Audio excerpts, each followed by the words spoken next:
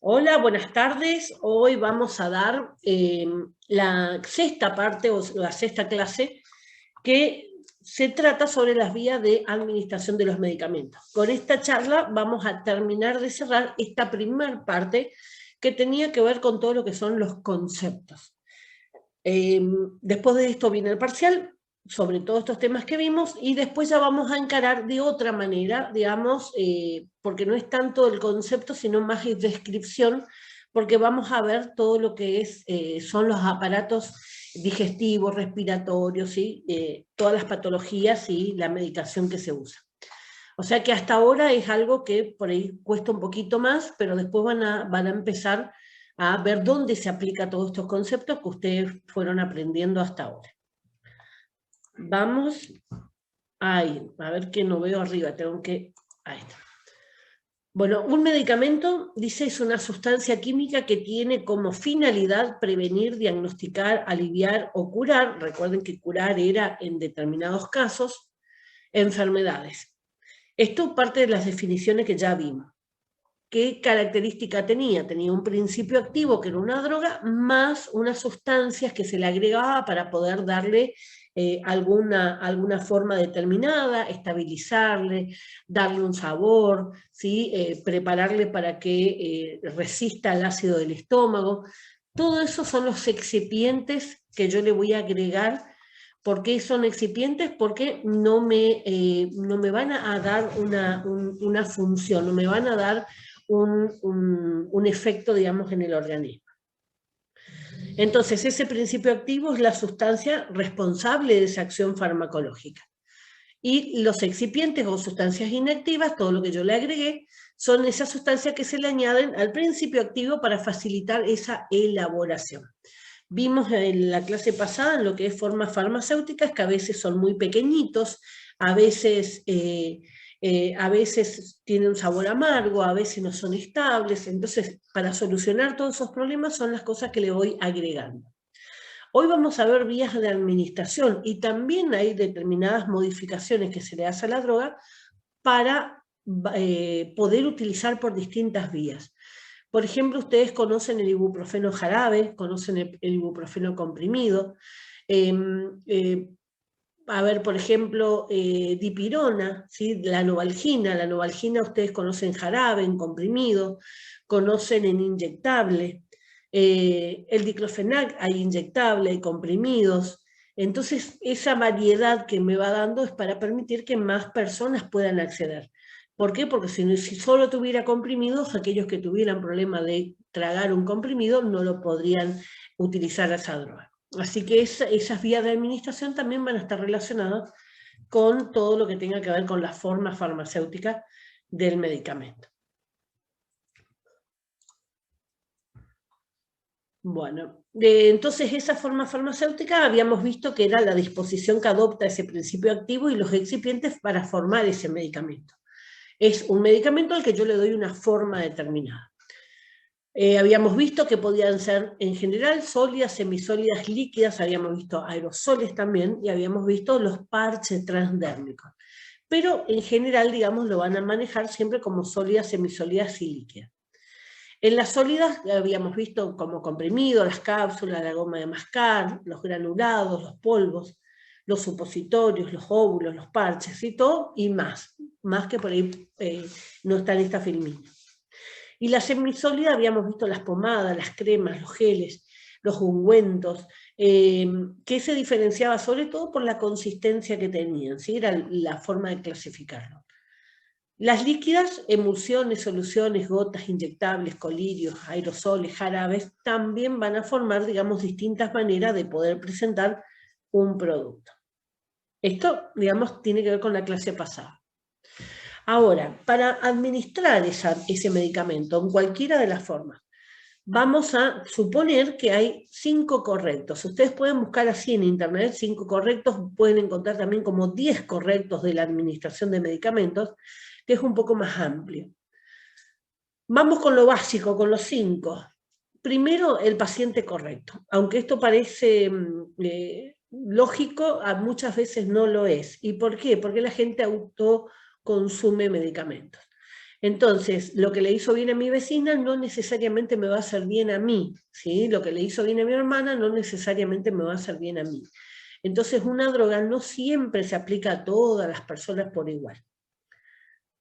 La hora correcta. La hora correcta es muy importante, sobre todo en aquellos casos de los antibióticos. Y para esto recuerden todo lo que vimos de la ventana terapéutica, ¿sí? La ventana terapéutica era entre la concentración mínima y la concentración máxima de una droga. Siempre tenía que estar, esa mi curva, ¿sí? Siempre tenía que estar dentro de esa ventana terapéutica. Cuando yo alejo esa toma, habíamos visto también esto, cuando yo la alejo esa toma, cae, ¿sí? Baja, esa curva me va a bajar y puede quedar por debajo de esa ventana, entonces no me sirve. Y si yo junto las dosis, lo que puedo hacer es un pico, pasar hacia la toxicidad y traer otros inconvenientes, ¿sí? Entonces siempre tiene que estar dentro de ese marco o ventana terapéutica.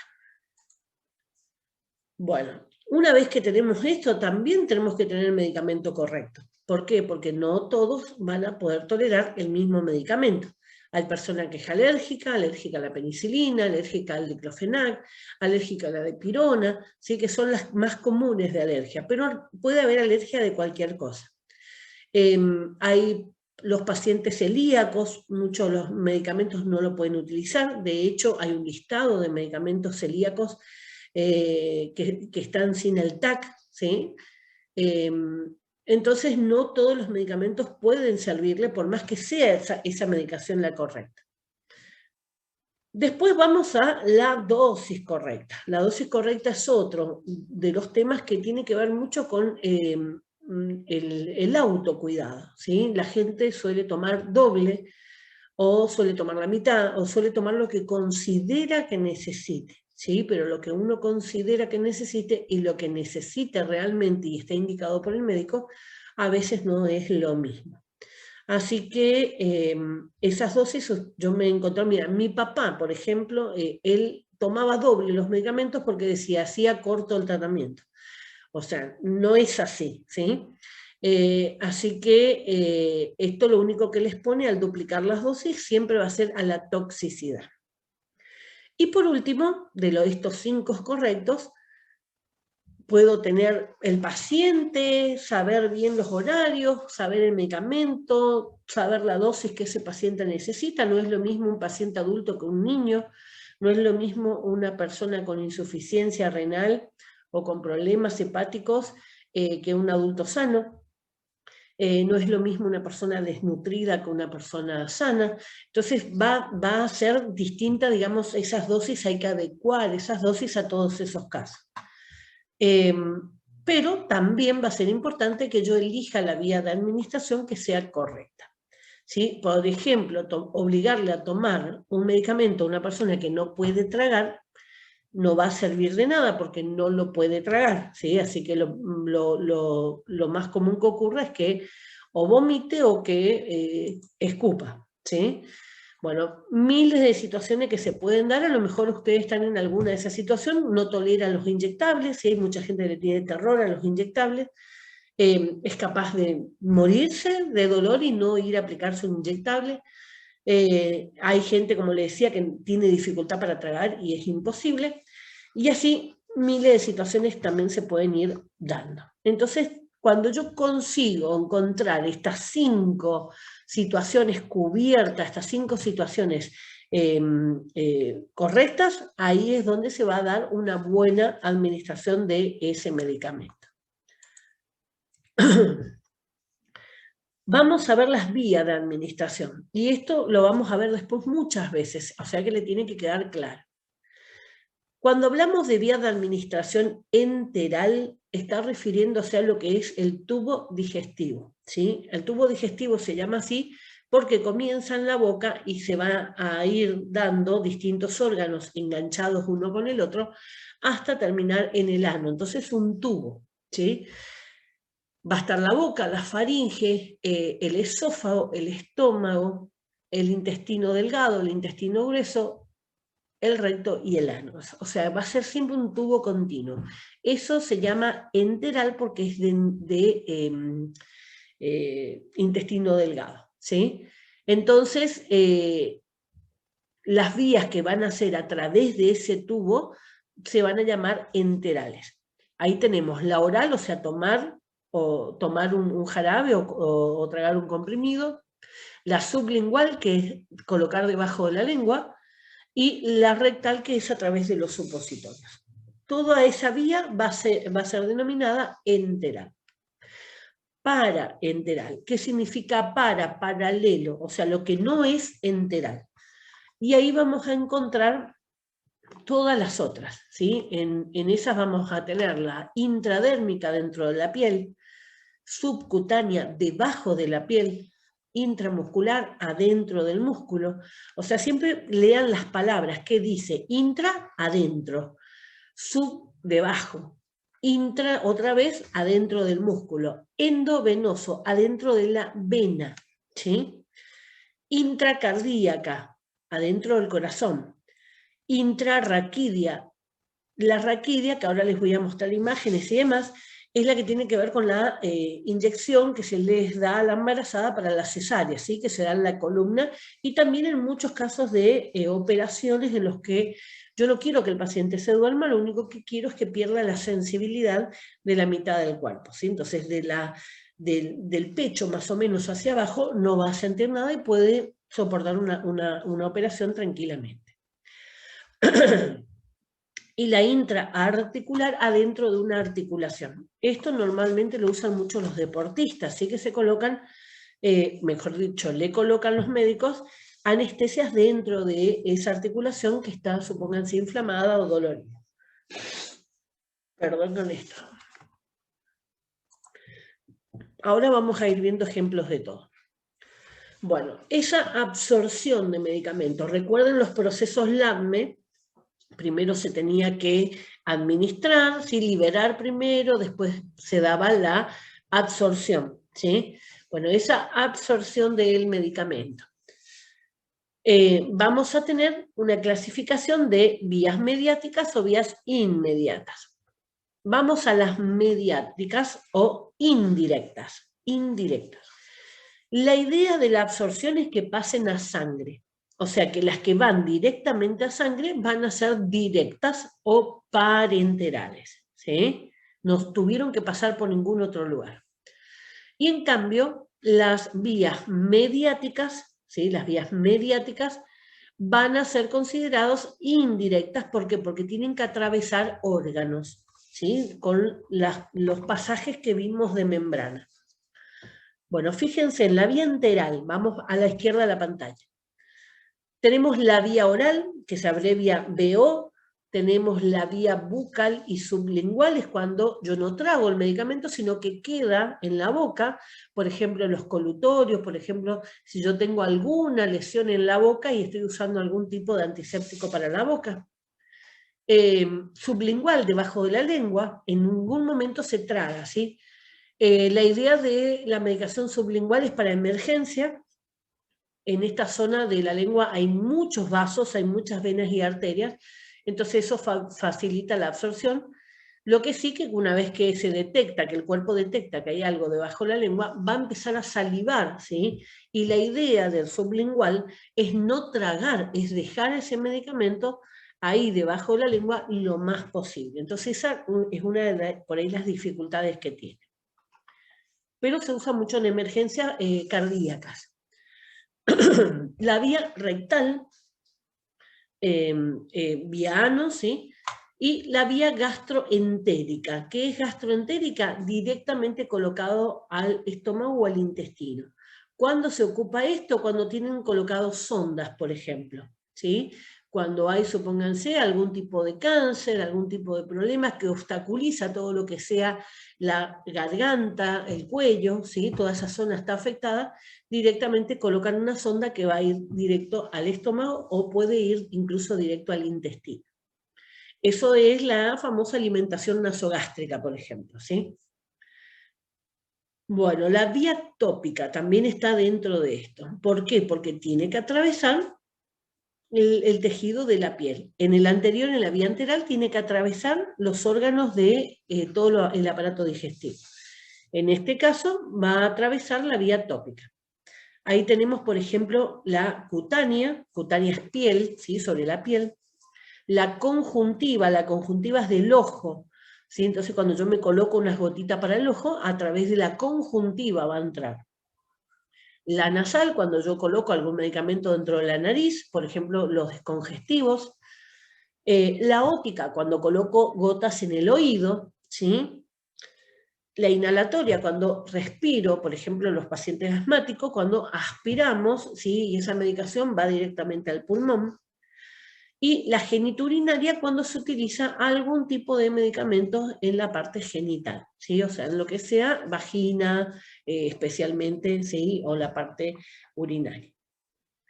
Bueno, eso sería mediática. ¿Por qué? Porque no van directamente, sino que tienen que atravesar esos órganos para poder llegar hasta la sangre. Vamos a las inmediatas, ¿sí? Donde es más fácil o más rápido. Vamos a tener la subcutánea, debajo de la piel. Habíamos visto, vamos a ver más adelante, mejor dicho, las capas que tiene la piel. Bueno, y debajo de esa piel va a aparecer todo lo que son los vasos sanguíneos. Así que al colocarlo debajo de la piel, yo lo dejo ahí al lado. Lo único que tiene que hacer es entrar dentro de lo que es la sangre. Intradérmica es dentro de la piel. La intramuscular dentro del músculo, o sea, está colocado ahí y tiene que ingresar adentro de la vena. La endovenosa directamente, la intraarterial, la intracardíaca, como ya vimos antes, es dentro del corazón directamente, se ve mucho en las películas de emergencia, ¿sí? Cuando alguien muere, está en paro, ¿sí? Y le colocan una inyección, una aguja larga, en emergencia se suele ver la serie de emergencia, y va directamente al corazón, adrenalina para hacer que ese corazón vuelva a latir. Intraarterial dentro de una arteria, intralinfática dentro del sistema linfático. Recuerden lo que era el sistema linfático. El sistema linfático es corre paralelo a lo que es el sistema cardiovascular, y lo que va haciendo es juntando la basura del cuerpo. ¿Sí? Lo que las células no quieren van eliminando y él junta todo y lo va a llevar todo hacia la parte del intestino para eliminarse con la materia fecal. ¿Cuándo se ocupa eso? Supónganse los casos de infecciones. Cuando la infección agarra los ganglios, agarra el sistema linfático. El sistema linfático tiene así sectores en los que va haciendo como paradas, como unidades de transferencia, ¿sí? Para que ustedes se lo imaginen. Y eso se llaman los ganglios.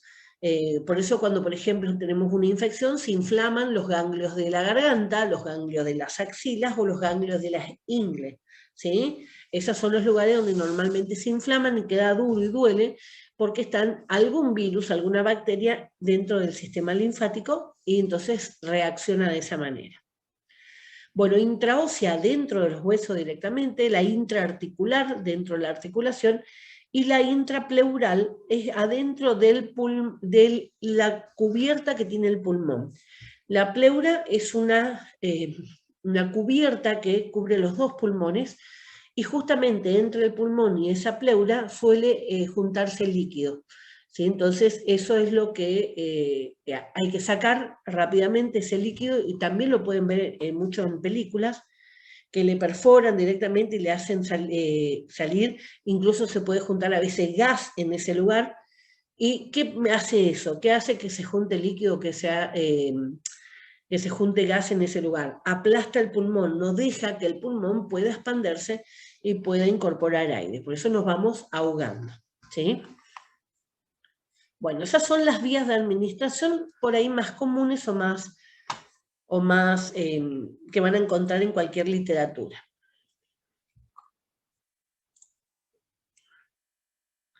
Vamos a las indirectas. Las mediatas son naturales, ¿sí? O sea, todo lo que tenía que ver con la parte enteral.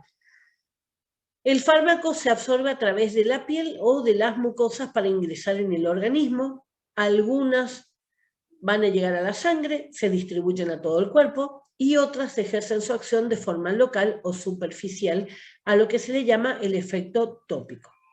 Entonces ahí tenemos la vía enteral, que recuerden que podía ser el oral, tragar el medicamento, sublingual, debajo de la lengua, o rectal a través de supositorio. Vamos a tener la vía inhalatoria a través del pulmón, y la vía tópica, que la vía tópica va a incluir todo lo que sea piel, ¿sí? Todo lo que sea colocar directamente. Entonces ahí entra lo que sea cutánea, que es la piel, oftálmica el ojo, óptica el oído, nasal la nariz, bucal la boca, vaginal y transdérmica, que es atravesar la piel, ¿sí? Hay una clase que vamos a tener, pero ya más avanzada, que es justamente todo sobre la parte de la piel, y ahí por ahí van a empezar a cerrar todas las ideas para que les quede más claro. Bueno, en este caso dice, vamos a la administración oral. Uy, se fue. Se va para el otro lado mi mouse. Bueno, el fármaco se introduce en la boca y se traga. Luego se va a absorber en el estómago y en el intestino delgado, desde donde pasa la circulación general para producir un efecto sistémico. Esto ocurre siempre, con cualquier cosa que traguemos, sea un medicamento, sea un alimento, sea una bebida, siempre va a pasar esto. Es la más utilizada, es cómoda, es fácil de usar, permite la autoadministración, o sea, el único inconveniente es que la persona no pueda tragar. Los medicamentos que se administran por vía oral suelen tomarse con una cantidad suficiente de líquidos, generalmente agua o leche. Es más recomendable siempre agua. ¿Por qué? Porque hay algunos medicamentos, como los antibióticos, que no toleran, ¿sí?, el tema de la leche. Así que, bueno, siempre va a ser recomendable agua, y como les dije en clase también, que siempre sea recomendable el tema de agua natural o agua fría, no agua caliente, no tomar con el mate. ¿Por qué? Porque el calor va a alterar esos medicamentos también. Incluso hay algunos medicamentos que se pueden llegar a tomar con otras cosas. Por ejemplo, todo lo que sea hierro para los bebés se usa, o se recomienda, mejor dicho, tomarlo con jugos de naranja. ¿Por qué? Porque se necesita la vitamina C para que se pueda absorber el hierro. Después tenemos, ya vimos ahí las interacciones, ¿sí? El pomelo, que afectaba a todas las drogas, potencia cualquier droga que tomen, va a estar potenciado por ese pomelo. Incluso hay algunos medicamentos, por ejemplo, el ketoconazol, que es un para hongos, hasta es recomendable tomarlo con algo ácido como una Coca-Cola, por ejemplo, ¿sí? Porque tiene ácido fosfórico la Coca-Cola, y en estos casos necesita un medio bien ácido. Así que bueno, hay diferencias con algunos medicamentos, algunas excepciones, pero en general siempre va a ser agua. Bueno, entonces, vamos a ver. Bueno, ahí tenemos, puede ser comprimido, puede ser jarabe. Habíamos visto también que en forma farmacéutica, habíamos visto que de la cuchara, como hay distintos tamaños de cuchara, pasamos a los vasitos medidores. Como la gente no mira los vasitos medidores, en el caso de los bebés, que las dosis son más necesarias, que sean más exactas, se pasó a la famosa jeringuita. Casi todos los medicamentos para bebé vienen con la jeringuita. Bueno, y la última foto que ustedes ven ahí es de un bebé, ¿sí? Un bebé recién nacido, que lo que hacen es, él no tiene el reflejo de tragar por sí solo, no como el otro bebé más grande que con la jeringuita le puedo dar. En estos bebés prematuros, estos bebés que son muy chiquititos, cuando le tienen que dar grandes cantidades, simulan como si fuera una teta, ¿sí? Él cree que está tomando el biberón, entonces él va a ir succionando y no se va a ahogar. Por eso le engañan así, como muestran, de que le ponen un dedo para que él crea que se está alimentando y está tomando la medicación, ¿sí? O sea que es una técnica, digamos, para neonatología. Pobrecito, le engañan tan chiquitito. En este caso, incluso por el color, podemos pensar hasta que le están dando leche de esa manera. No sé si vieron, si conocen a alguien que haya tenido un bebé, no se usan más las mamaderas en neonatología, se le da con tapitas a los bebés cuando necesitan, que la mamá todavía no tiene leche en los pechos, se le da con vasitos. y es increíble cómo al apoyarle el vasito contra el labio inferior, automáticamente ellos empiezan a succionar. Yo no conocía, digamos, nunca había, en mi época había mamaderas, digamos, me tocó con el hijo de una sobrina, y verdaderamente cuando decía, ¿cómo le voy a dar con una tapita? Las tapitas a las mamaderas. Y bueno, y sí, es impresionante como al apoyar, al presionar el labio, ¿sí? Ellos automáticamente con el labio superior hacen como un piquito y chupan la leche. Verdaderamente es llamativo. ¿Qué ventajas tiene esto? Bueno, es segura, es cómoda, es fácil de usar, es también bien aceptada por los pacientes. No genera ni temor ni ansiedad, salvo que sea un paciente que tenga dificultad para tragar, ¿sí? Es más económica que las otras, no necesita ni técnicas ni aplicadores especiales, o sea, por eso es económica. En caso de intoxicación se puede provocar el vómito, realizar un lavado del estómago o utilizar sustancias que impidan la absorción del medicamento. Por ejemplo, incluso hasta la pastilla de carbón, ¿sí? Que se usa como antitóxico. Los lavados de estómago son muy comunes, estos son los típicos casos de intentos de suicidio, donde se toman un montón de comprimidos, y entonces cuando llegan a emergencia, lo que se hace es un lavado, ¿sí? Se le coloca el líquido en el estómago y se saca todo ese líquido con el contenido que pueda haber. ¿Qué inconvenientes tiene? Va a ser lenta, o sea, no se puede utilizar en urgencias. ¿Por qué? Porque lleva su tiempo de absorción. Habíamos visto que cada uno era su ritmo de absorción. Normalmente los medicamentos van a tener un inicio a los 20 minutos aproximadamente, o incluso más si ese estómago está con comida. Algunos medicamentos producen irritación gástrica, todo lo que sea como los antiinflamatorios van a generar, entonces aquellas personas que tienen acidez o que tienen úlceras, estos medicamentos le duelen cuando consumen, ¿sí? ¿Por qué? Porque les quema el estómago. Algunos fármacos no se absorben bien en el aparato digestivo, que es otro de los inconvenientes, entonces no sirve para todos. Las interacciones que se van a dar con los alimentos, con las bebidas, con otros medicamentos que estén tomando. No se puede administrar en caso de disfagia, alteración para tragar, ¿sí? Dificultad para tragar. Vómitos en personas inconscientes o que no colaboran, que no quieren tragar. ¿Por qué? Porque se pueden ahogar. Nunca una persona que esté inconsciente hacerle tomar un líquido para reanimarlo. Tírenle agua en la cara, ¿sí? Pero no hacerle tragar porque la persona no tiene el reflejo para deglutir, para tragar. Tampoco en intervenciones del estómago o intestino, ni en caso de mala absorción gastrointestinal. O sea, hay personas que tienen problemas, enfermedades de todo lo que sea la parte gastrointestinal, entonces ellos directamente ya van siempre por otra vía porque esta le trae complicaciones. Si estoy con colitis, si yo tomo un comprimido y estoy con colitis, lo más probable es que elimine el comprimido antes que se absorba. Si estoy con vómitos, lo mismo, ¿sí? Entonces tiene que estar un tiempo determinado ese medicamento en mi organismo para que se pueda absorber. Si yo tengo vómito o tengo colitis, ese tiempo no se va a dar. Bueno, vamos a la vía de administración rectal. El medicamento se introduce en el recto a través del ano y puede actuar a nivel local o absorberse para producir efectos sistémicos. Se utiliza con frecuencia en lactantes y en aquellas situaciones en las que está contraindicada la vía oral. Cuando no puede tragar, ¿sí? Se usa mucho también, aparte de lactantes, se usa mucho en personas mayores. Las formas farmacéuticas más utilizadas son los enemas y los supositorios.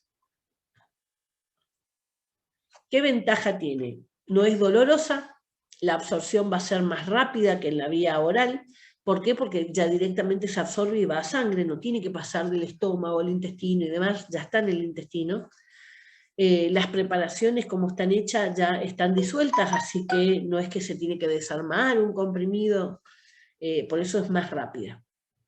Está indicada en situaciones en las que no se puede usar la vía oral y en situaciones en las que el fármaco se inactiva en el estómago o el intestino delgado. ¿Por qué? Por la presencia del ácido, ¿sí? Entonces en esos casos es necesario utilizar, digamos, esta vía. Suele ser traumática también, eso no habla sobre, creo que está ahora en inconveniente, ahí está esto, incómoda y molesta para el paciente. Hay algunas personas que prefieren la vía rectal para cualquier medicamento, pero hay otra gente que por pudor o por lo que sea no quiere. La absorción es irregular o incompleta debido a las heces y a las bacterias intestinales, o sea que si yo en el intestino tengo un montón de materia fecal, está ocupando ese lugar, ese espacio va a impedir la absorción. Y también las bacterias intestinales. Si yo estoy con mucha cantidad de flora intestinal, eso también va a impedir que ese medicamento toque contacto con el intestino. No se puede utilizar en caso de diarrea porque no tiene sentido, no va a estar el tiempo suficiente para que pueda producir efecto. Se dificulta o impide su uso en caso de fisuras anales o hemorroides inflamadas. ¿Por qué? Por el dolor. En ambos casos, cuando hay fisuras anales, o sea, rotos, ¿sí? Esto genera dolor, ardor en muchos casos, ¿sí? Dependiendo del medicamento que sea. Y el tema de las hemorroides, de por sí colocar una sustancia que puede ser irritante, supónganse, en esas hemorroides también van a ser dolorosas. En estos casos son rechazadas, digamos, por eso, por el que el paciente le duele. Algunos fármacos van a provocar estreñimiento o diarrea, cualquiera de las dos cosas.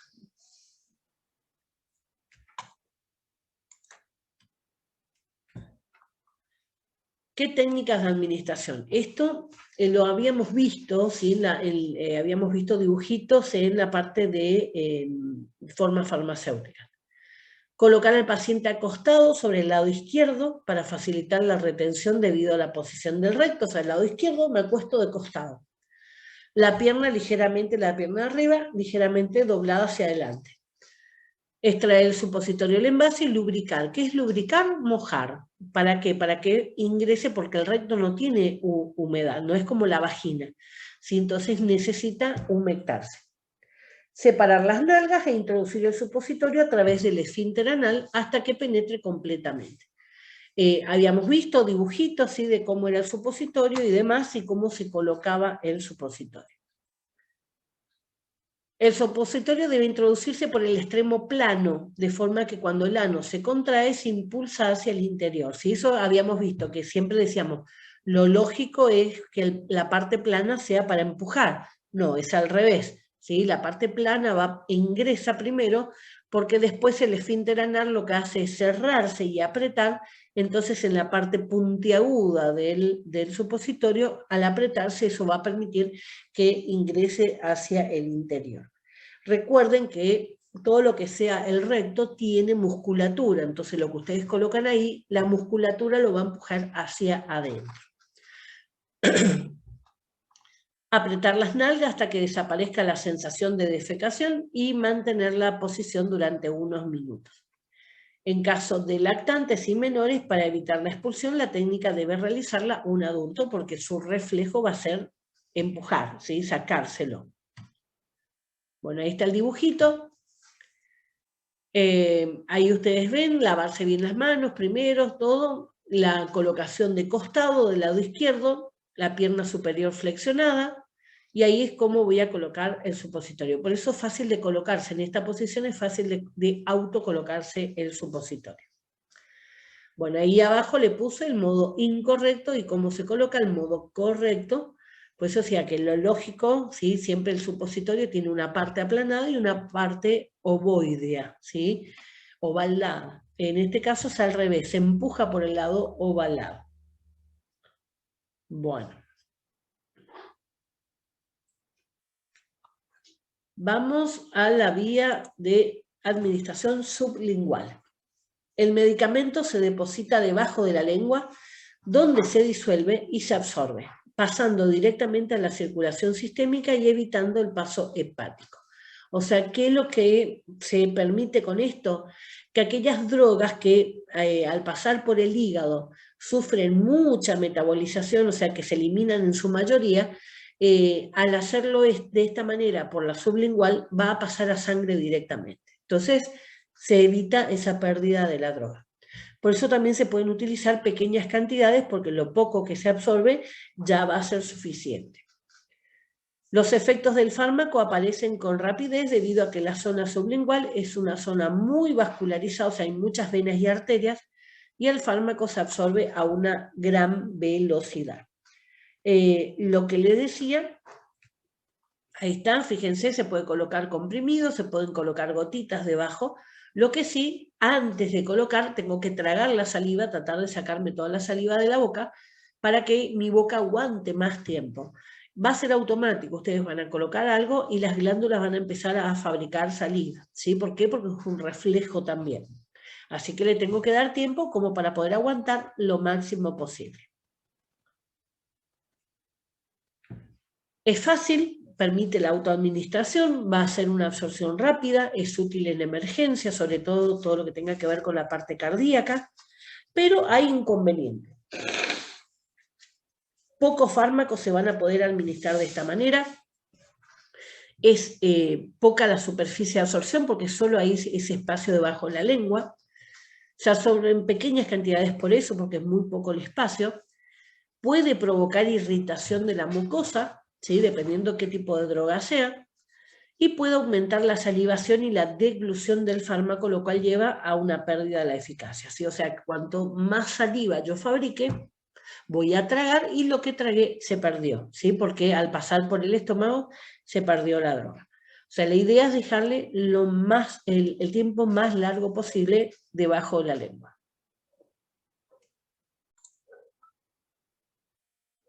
Bueno, habíamos quedado en esto en vía de administración inhalatoria.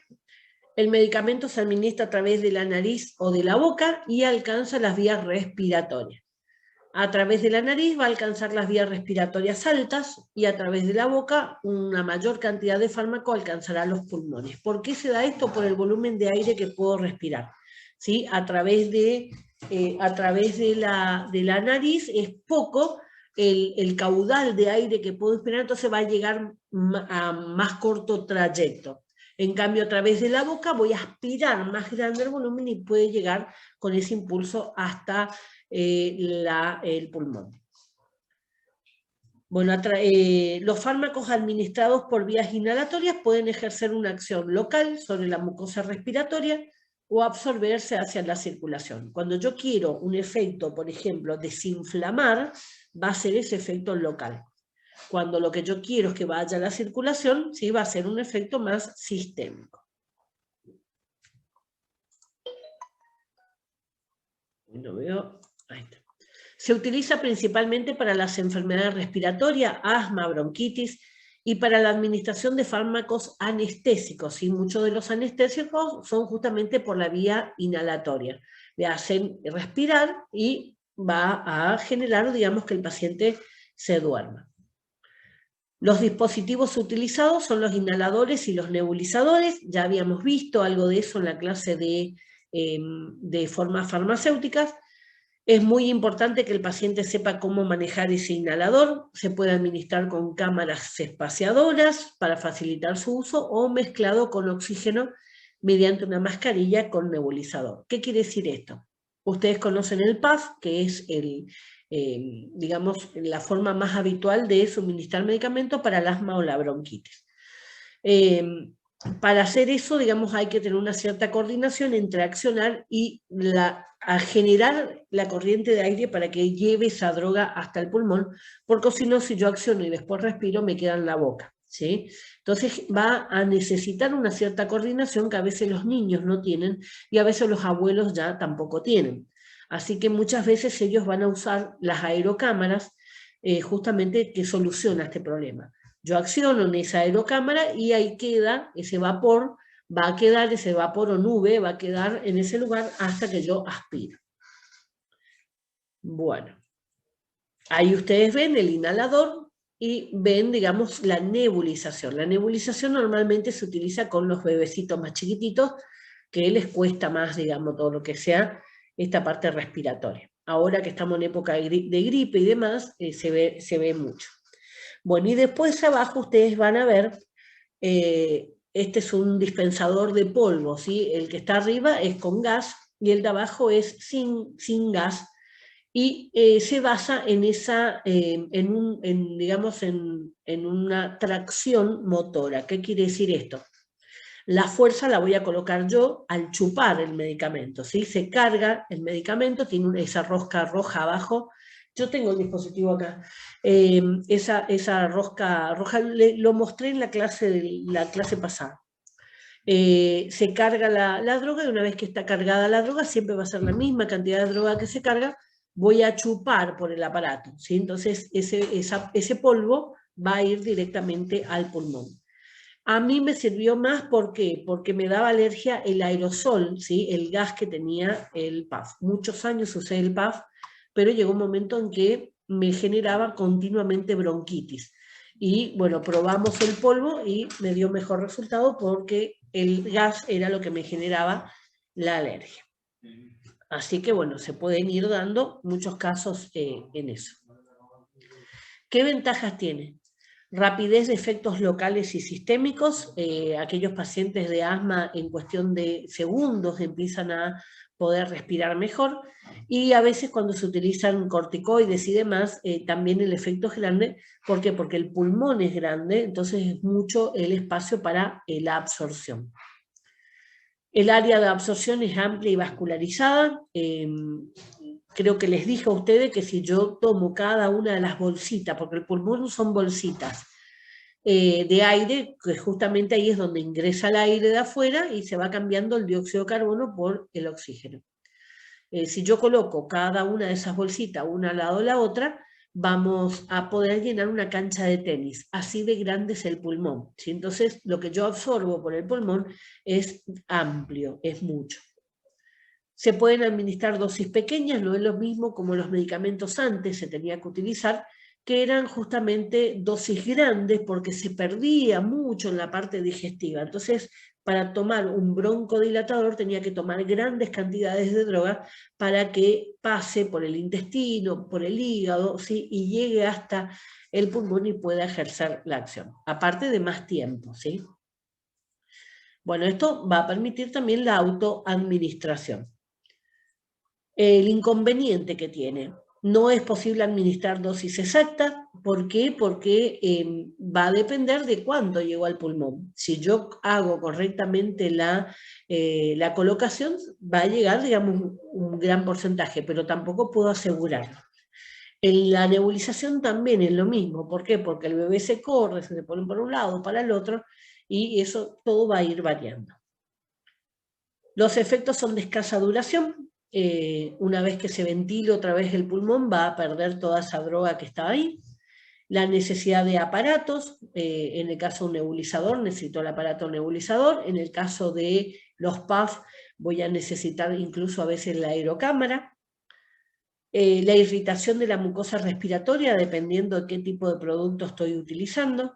Y se pueden producir reacciones adversas por la rápida absorción. ¿Qué quiere decir esto? Cuando yo me paso, ¿sí? De paso, supónganse que estoy usando un PAF de salbutamol. Me paso, ¿sí? Hice la primera vez, no me dio resultado, hice una segunda, hice una tercera. ¿Cuántas veces puedo hacer? Hasta que respire, ¿sí? Pero la idea es tratar de hacer con una técnica correcta para no necesitar mucho. Si sigo usando mal, voy a usar un montón. Bueno, ¿qué pasa cuando uso mucho? El efecto adverso que tiene, por ejemplo, el salbutamol es taquicardia. Entonces, lo primero que voy a notar es que empieza mi corazón a latir como loco. El segundo efecto adverso que tiene normalmente, ¿sí?, va a ser temblores. ¿Por qué? Porque afecta la parte neurológica. Entonces, lo primero que voy a sentir, que el corazón parece que me sale del pecho, y después empiezo a tener temblores, que incluso van a dificultar que yo agarre algo. Así que ahí es donde se asustan las personas mayores, sobre todo, que antes cuando se nebulizaban, en lugar de tener paciencia y contar las 20 gotitas que tenían que colocar, apretaban el pomo y salía un chorro. Entonces no sabían nunca cuánto habían usado. Pero ¿cómo se soluciona esto? Haciéndole hablar al paciente. ¿Por qué? Porque al hablar sale esa medicación a través del pulmón, va eliminándose, y en cuestión de unos pocos minutos se restablece todo, ¿sí? O sea, es un efecto adverso al exceso de esa droga. Bueno, así que eso es bastante común, digamos. Técnica de administración. Le pasó a mi papá también, porque mi papá era asmático, yo soy asmática. Y le pasó también así que un día llegué y me dice, mirá cómo estoy temblando. Y le dije, ¿te nebulizaste? Él usaba nebulizador. ¿Te nebulizaste? Y me dice, sí. Y le digo, ¿cuántas gotitas pusiste? No sé, le apreté porque no salía. Bueno, el tema es que no sale y aparte no ve la gotita, ¿sí? Porque son personas mayores, entonces hay que ver ahí el cuidado. Bueno, técnica de administración. Agitar el inhalador, insertar la boquilla del inhalador en el extremo de la cámara espaciadora, colocar el espaciador en la boca, inspirar y expirar lento varias veces. Oprimir el inhalador para que libere el medicamento en la cámara mientras inspira profundamente por la boca. Sostener la respiración durante 5 a 10 segundos, lo más cerca posible de 10 segundos. Si no se puede mantener la respiración, inspirar y expirar lentamente de 3 a 5 veces. O sea, la idea es tratar de mantener esa droga dentro del pulmón para que le dé tiempo para poder absorberse, ¿sí? Entonces, una vez que inspire la medicación, tengo que contar mentalmente hasta 10, o lo que me permita la desesperación. En el momento de una crisis asmática, la persona está desesperada. ¿Por qué? Porque no puede respirar. Entonces, muchas veces la primera vez que van a usar no llegó suficiente al pulmón, quedó por el camino, coordinaron mal la inspiración, lo que sea, y se puede generar, digamos, que el paciente no soporte ni contar hasta 3. Entonces, bueno, no se preocupen, sueltan, vuelven a respirar 2 o 3 veces más ahí y después vuelven a intentar nuevamente colocarse la medicación. En mucho tiempo se habló de que no se podía usar mucho, que era un peligro para la parte cardíaca, es por esta taquicardia, ¿sí? Porque lo primero que aparece es la taquicardia. Pero lo principal que tienen que saber las personas que tienen asma es que lo primero que tienen que hacer es respirar. Si no respiro, no vivo, ¿sí? Entonces, cuántas veces sea necesario se coloca el inhalador.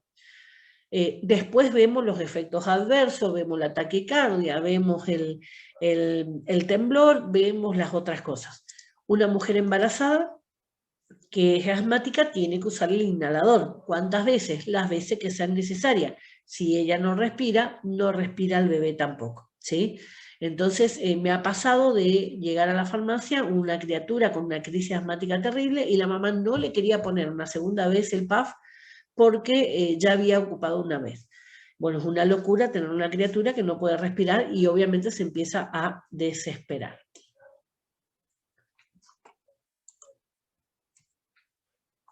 Vías de administración tópica. En las vías tópicas, el medicamento se aplica directamente sobre la piel o sobre las mucosas. Las vías tópicas tienen un efecto local, a excepción de la vía transdérmica, cuyo efecto es sistémico. Las vías tópicas son la cutánea, la oftálmica, la óptica, la nasal, la bucal, la transdérmica, todas las que vimos también la vez pasada. ¿Qué ventajas tiene? Acción directa sobre las áreas afectadas y son vías cómodas y sencillas. O sea, cuando directamente necesito el ojo, no es que tengo que tomar un medicamento y que haga todo el circuito hasta que la sangre después lo lleva al ojo. Lo puedo colocar directamente en el ojo. Eso es la acción directa, ¿sí? Específicamente en ese lugar. ¿Qué inconvenientes tiene? Acción escasa en capas profundas de la piel. Puede provocar, porque va a costar ingresar, ¿sí? Puede provocar alergias e irritación en la piel y en la mucosa.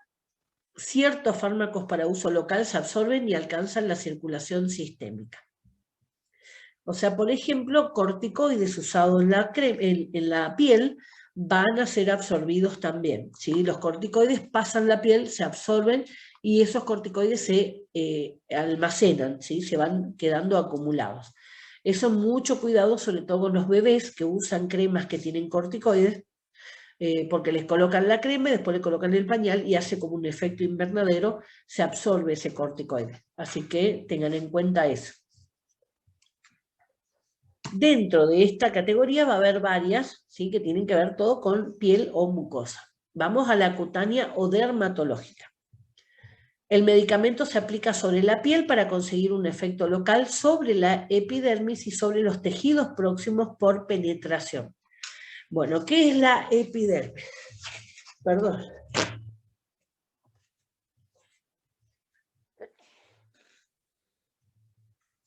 Sumamente congestionada. Epidermis es una de las capas de la piel, epi arriba, es la primera capa, lo que yo veo de afuera, ¿sí? Después está la dermis y debajo de eso está la hipo. Hipo significa debajo, hipodermis. Tiene la terminación igual, ¿sí? Epidermis arriba, dermis e hipodermis abajo. Bueno, hay cremas que van a llegar hasta esa epidermis o a la dermis y otras que van a pasar, ¿sí? Van a traspasar. Esas se llaman las percutáneas, las que atraviesan toda la piel y llegan a los vasos sanguíneos o llegan al músculo, o llegan dependiendo el efecto que tiene. El medicamento debe aplicarse sobre la piel limpia y se extiende sin friccionar hasta su total absorción. La piel hidratada favorece la absorción del fármaco.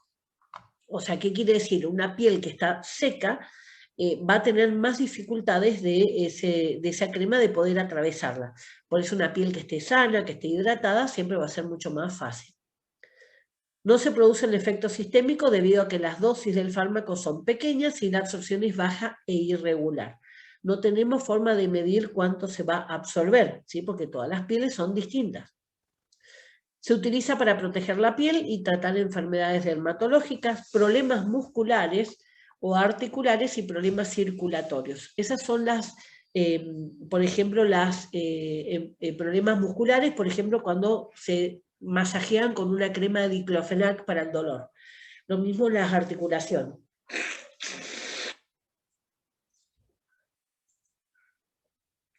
Vamos a la oftálmica. El medicamento se deposita en el saco conjuntival, vimos la clase pasada, ¿sí? Separo el párpado de abajo y ahí es donde coloco la gotita. Para actuar localmente en las enfermedades del ojo y mucosas adyacentes, o sea, todo lo que está alrededor, párpados y demás. El fármaco se administra mediante la instilación, colocar una gota, de colirios o aplicando pomadas. Los fármacos oftálmicos deben ser estériles, porque el ojo es estéril, ¿sí? Ni la nariz, ni la boca, ni el oído son estériles, pero los ojos sí. El aplicador no debe tocar nunca el ojo, y una vez abiertos los envases se deben desechar en un periodo corto de tiempo. O sea, no son medicamentos que sean recomendables guardarlos, y tampoco compartirlos con otro, precisamente por cualquier error que pudo haber habido de contacto accidental. Por ejemplo, los colirios que se usan mucho, por ejemplo, cuando hay una epidemia de conjuntivitis, donde empiezan a contagiarse todo porque fácilmente se contagia muy fácilmente. Me toco el ojo, ¿sí? Los lentes normalmente que se recomiendan usar es para evitar tocarse el ojo. Porque como me molesta, ustedes ven, ahora yo estoy congestionada y continuamente me estoy tocando los ojos. Es un reflejo, ¿sí? Entonces, si yo tuviera conjuntivitis, estaría contaminando la mano y contamino todo lo que estoy tocando. Por eso se usan los lentes para evitar ese contacto. Bueno. Ahí está, separando la bolsa conjuntival, es el párpado de abajo, ¿sí? Y ahí es donde coloco. No miren la gotita, ¿por qué? Porque es un reflejo que cuando veo la gotita caer voy a pestañear, ¿sí? ¿Por qué? Porque es un reflejo. Ótica, oído. El medicamento se deposita en el conducto auditivo externo para un efecto local, ¿sí? Las formas farmacéuticas más utilizadas son las gotas óticas, se utilizan para tratar afecciones del oído como anestésico y para reblandecer los tapones de cera, a veces en las personas mayores, pero puede darse en cualquier edad. Hay una superproducción de cera, la cera es como un protector, y se ve incluso que sale cera para afuera, así cuando dicen que sucio está tu oído, bueno, porque sale cera hacia afuera. Afortunadamente esas personas que tienen mucha cera no suelen tener problemas de oído. ¿Por qué? Porque esa cera tapona y no permite el ingreso. Hay otras personas que no tienen esa producción de cera y que entonces quedan los huesecillos del oído, que son 3 pequeñitos, martillo, yunque y estribo, se llaman así, son sumamente pequeñitos, se alteran fácilmente a veces por usar un hisopo mal colocado, ¿sí? Que el hisopo es para limpiar el orificio nomás afuera, no para meterlo adentro y escarbar. Estos huesecitos se rompen muy fácilmente, y también con el ingreso de agua en esos lugares también me va a dar la otitis. Por eso lo típico es otitis de las piletas, ¿sí? De época de verano y demás, que va a aparecer. Bueno, y a veces cuando hay mucho tapón de cera, lo que se hacen es colocar esos ablandadores de cera y después a presión se saca, normalmente se usan agua oxigenada y demás, y después agua tibia para sacar esa cera, para derretir esa cera y sacarla. Ustedes recordarán también cuántas veces se ven por ahí las curanderas, las abuelas, que hacen ese cono, ¿sí? De papel y prenden fuego. ¿Qué hace eso? Derrite la grasa, ¿sí? Porque ese cono se va a calentar el aire y ese aire que entra al oído derrite. No es recomendable porque puede ingresar cenizas de ese papel hacia el interior. Pero se usaba para eso. Normalmente después ponían de costado el oído, ¿sí? Y chorreaba la cera derretida. Bueno, siempre mejor no hacerlo para evitar problemas. La administración, apoyar la cabeza sobre el lado no afectado, o sea, dejar el oído, ¿sí? Que me duele, hacia arriba, tirar la oreja hacia atrás y hacia arriba. Le voy a mostrar la oreja, esto, ¿sí? El pabellón de la oreja estiro hacia atrás y hacia arriba en el adulto. Estoy acostada, ¿sí? Y si estoy hablando de una criatura, es hacia atrás y hacia abajo, ¿sí? El lóbulo lo estiro para abajo. ¿Por qué? Porque acomodo el conducto auditivo para que la gota penetre más fácilmente. Vieron que en la cabeza de una criatura las orejas están como más bajas, y a medida que va creciendo después se acomodan las orejas. Ese crecimiento del cráneo es lo que va cambiando ese conducto, la ubicación. Se aplican las gotas sin tocar con el aplicador y se mantiene en la posición durante unos minutos. En estos casos, si toca accidentalmente y la criatura se mueve, lo que sea, no hay problema porque no es estéril la zona, ¿sí? Pero no es para meter el piquito hacia el interior. Les mostré en clase que el pico de una gota ótica es más larga que el de cualquier otro gotero. Entonces es fácil de identificar cuando un medicamento es para el oído. Bueno. Ahí está la posición en adultos, ¿sí? Y la posición en niños. Fíjense, ya sea acostado o parado, la oreja se estira en el adulto hacia atrás y hacia arriba. Y ya sea acostado o sentado, en los niños se estira hacia abajo. Lo único que hace es acomodar mejor el conducto. Vamos a la nasal. El medicamento se administra a través de las fosas nasales y tiene un efecto local e inmediato. Hoy, por ejemplo, yo no uso descongestivo, pero hoy, por ejemplo, tendría que usarlo para que pare el moco, ¿sí? Se utiliza en enfermedades de la mucosa nasal y para evitar la congestión nasal, el hablar como payaso.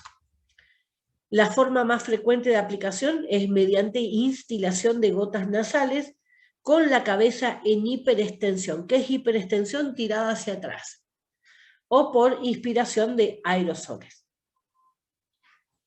Ahí está la colocación, no es que tengo que desnucarme, ¿sí? Lo importante en esto es que la dirección del gotero y mi nariz formen un ángulo recto, ¿sí? Un ángulo de recto no, llano, un ángulo de 180 grados. ¿Ven? Ahí en el dibujito, el dibujo es más claro, digamos. No colocado hacia arriba, sino lo más derecho posible con mi nariz. Entonces, si yo tengo coloco estos hiperextensiones, tiendo mi cuello al máximo, ¿sí? Entonces, el gotero tiene que venir en esta dirección, igual que mi nariz.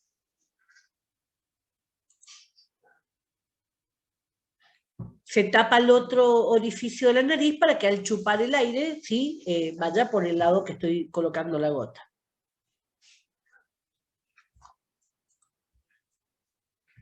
Vamos a la bucal. El medicamento se deposita en la boca y tiene un efecto local sobre la mucosa bucal o la orofaringe. En la vía bucal el fármaco no debe tragarse ni inhalarse. Se utiliza para tratar afecciones de la mucosa bucal, como colutorios, pomadas, etc., y afecciones de la orofaringe, por ejemplo, comprimidos para chupar. Los famosos comprimidos para caramelos para chupar para la garganta. ¿Sí? Normalmente tiene un antibiótico, tiene un antiséptico, entonces a medida que yo voy tragando esa saliva que va a tener el caramelo, va a ir pasando por esa garganta y va haciendo que o calme el dolor o vaya desinfectando. Es muy usado, ¿sí? Bucotricin, un montón de caramelos que son con estas características. Vamos a la vía vaginal. El medicamento se administra a través del canal vaginal y se produce efectos locales. Pueden absorberse y provocar también efectos sistémicos. Las formas farmacéuticas son los óvulos, las pomadas, las soluciones vaginales y en ocasiones es necesario un aplicador. Un aplicador es como una jeringa, ¿sí? Más larga, entonces coloco la crema en esa jeringa y voy a empujar, el émbolo es la parte móvil de la jeringa, ¿sí? Voy a empujar para que esa crema salga en el interior de la vagina. Se utiliza principalmente en el tratamiento de las infecciones vaginales, para aliviar el prurito, la picazón, para regular el pH vaginal. A veces las mujeres cambian el pH vaginal. El pH vaginal tiene que ser ácido, ¿sí? Entonces muchas veces se vuelve básico y empieza a aparecer una flora bacteriana, empieza a aparecer hongos, por ejemplo. Para fármacos hormonales, que también se utilizan mucho ya en la menopausia, porque a medida que la mujer va perdiendo el estrógeno, también va perdiendo la humedad de la zona, ¿sí? Quedamos más resecas. Entonces muchas veces esa resequedad genera dolor. Entonces el tratamiento son cremas hormonales justamente como para revitalizar la zona.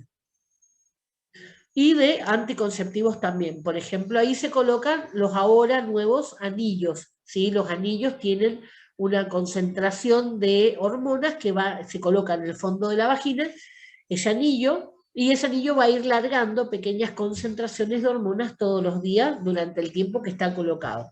Después lo saco, ¿sí? Esos son los últimos dispositivos que se utilizan. Bueno, ahí está la colocación del óvulo.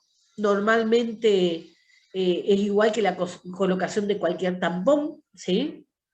Siempre va a ser recomendable el óvulo o las cremas colocarse estando acostada. ¿Para qué? Para permanecer en esa posición un tiempo para darle digamos, el tiempo que necesita para poder absorberse. Los óvulos, recuerden que primero se tienen que desarmar, ¿sí? O sea, se tienen que ir derritiendo con la temperatura corporal y eso va a llevar sus minutos. Entonces, cuando se tienen que colocar óvulos o demás, siempre es recomendable hacerlo cuando se van a dormir. Entonces, se colocan, salvo que sea algo que tiene que ser por horarios, pero estar por lo menos unos 20 minutos en esa posición relajada para poder darle tiempo. ¿Sí? Ahí está el dibujito de la jeringa, cómo se utiliza. Los dos tienen el mismo fundamento. Vamos a la transdérmica o percutánea. Esta atraviesa la piel. El medicamento se deposita sobre la piel para que pase la circulación sistémica a través de los capilares sanguíneos que están bajo la piel. O sea, la idea es pasar toda la piel y llegar a los vasos sanguíneos. Se utilizan dispositivos que liberan el principio activo lentamente y de forma continua, de modo que se mantienen los niveles plasmáticos del fármaco. Los más utilizados son los parches transdérmicos. ¡Qué desastre que estoy hoy! Bueno, los parches transdérmicos son los que más se utilizan. Entonces, esos parches suelen utilizarse los parches de nicotina para los que están dejando de fumar, los parches de hormonas para las mujeres menopáusicas. La idea es que de a poquito vayan liberando hormonas o drogas en general y que esa piel la pueda ir absorbiendo.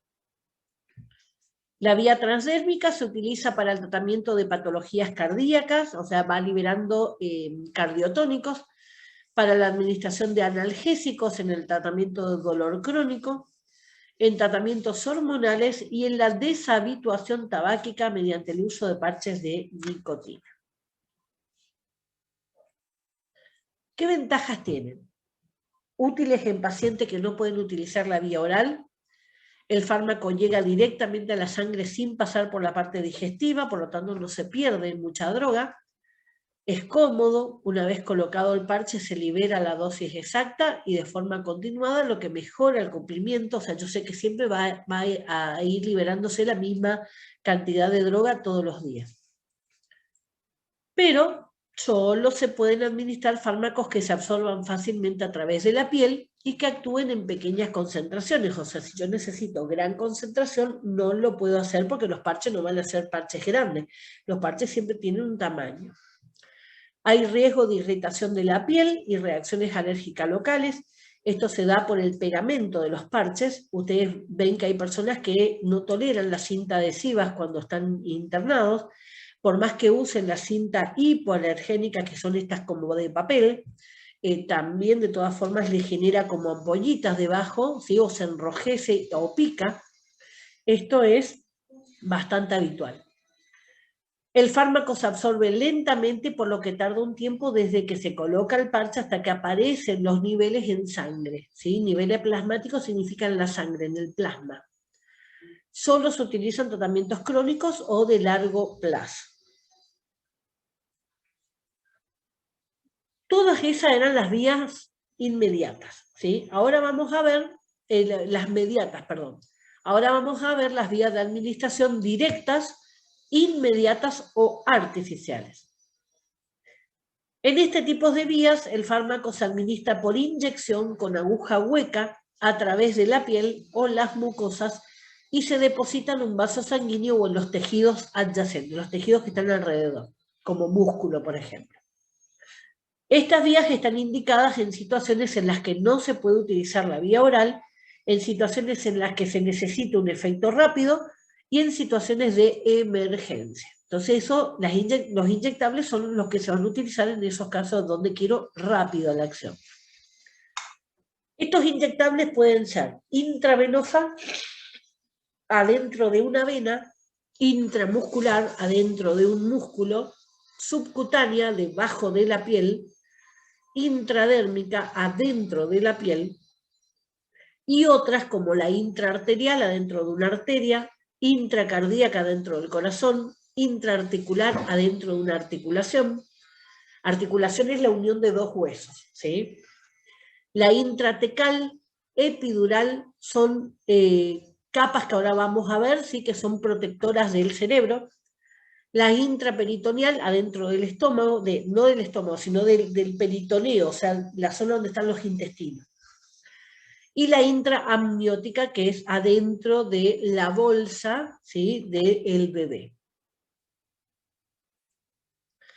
Las vías parenterales presentan una serie de riesgos. Por ejemplo, la infección. ¿Por qué? Porque estoy pinchando y estoy llegando a ese lugar. Si esa aguja no está esterilizada o está contaminada con algo, voy a llevar directamente la infección. La toxicidad, lo que yo estoy colocando ahí, está 100%, ¿sí? O sea que tengo que tener mucho cuidado con las dosis. Las reacciones adversas por contaminantes pirógenos, ¿qué quiere decir? A veces las sustancias están contaminadas con agentes pirógenos. ¿Qué significa eso? Capaces de generar fiebre. Esos pirógenos, ¿sí? Que originan fuego, fiebre. Imposibilidad de extraer el fármaco en caso de una sobredosificación. Lo único que quedaría por hacer es colocarle también en vena alguna sustancia que neutralice, pero esto es mucho más difícil.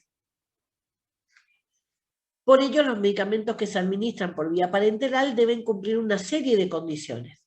Ser estériles, o sea, no tener nada que me provoque otra enfermedad, ser estables, no contener pirógenos, o sea, que me genere fiebre. En vías intravasculares estar libres de partículas de suspensión. En el músculo yo puedo poner un líquido que tenga partículas en el músculo. ¿Por qué? Porque el músculo va a ser como un colador, retiene esas partículas y va a permitir que se absorba solamente líquido en la sangre. Ahora, en la vena, lo que estoy colocando va directamente a generar algún tipo de problema. Si yo coloco aceites, si yo coloco anestésicos o si yo coloco partículas directamente en la vena, ahí estoy generando la posibilidad que se forme un émbolo. Un émbolo es como un coágulo, en este caso de grasa, pónganle, que ese émbolo puede moverse y donde llega al corazón, al cerebro o al pulmón, los tres me puede matar o dejar gravemente discapacitada. A su vez, las vías parenterales se pueden subclasificar en vías intravasculares, dentro de los vasos sanguíneos. El fármaco se deposita directamente en el interior del sistema vascular. La biodisponibilidad es total, 100%, debido a que no hay fase de absorción y todo el fármaco va a alcanzar el torrente sanguíneo.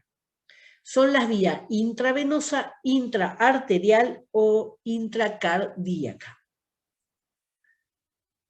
En intravenosa voy a colocar en vena, la vena viene todo hacia el corazón izquierdo, del corazón izquierdo va a ir al pulmón para oxigenarse, después vuelve del pulmón al corazón, al corazón derecho, vuelve del pulmón al corazón izquierdo y del corazón izquierdo lo va a bombear y va a mandar a todo el cuerpo. Entonces, cuando yo quiero que una droga llegue a todo el cuerpo, coloco en la vena. Ahora, si yo quiero que esa droga llegue solamente a un sector, voy a colocar en la arteria, porque la arteria va hacia ese lugar, ¿sí? Por ejemplo, me tienen que operar la mano.